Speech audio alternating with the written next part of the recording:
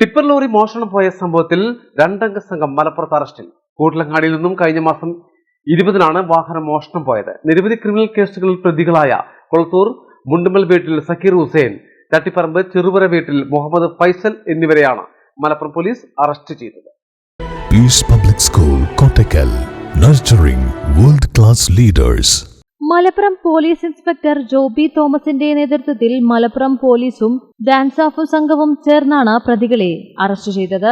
കഴിഞ്ഞ 20-ന് വാഹനങ്ങൾ മോഷണം പോയ സംഭവത്തിലാണ് കൊളത്തൂർ മുണ്ടുമൽ വീട്ടിൽ സക്കീർ ഹുസൈൻ, ചട്ടിപ്പറമ്പ് ചെറുപുര വീട്ടിൽ മുഹമ്മദ് ഫൈസൽ എന്നിവരാണ് അറസ്റ്റിലായത്. സക്കീർ ഹുസൈനെ 3 മാസം മുൻപ് മലപ്പുറം പോലീസ് കാപ്പ ചുമത്തി നാടുകടത്തിയിരുന്നു. മോഷ്ടിച്ച ലോറി പൊള്ളാച്ചിയിൽ നിന്നും പോലീസ് കണ്ടെടുത്തു. മോഷണത്തിൽ കൂടുതൽ പേർക്ക് പങ്കുള്ളതായാണ് പോലീസിന് നൽകുന്ന സൂചന.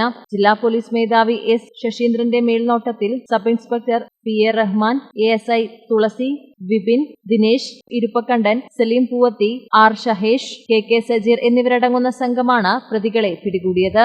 മലബാർ ടൈംസ്, മലപ്പുറം.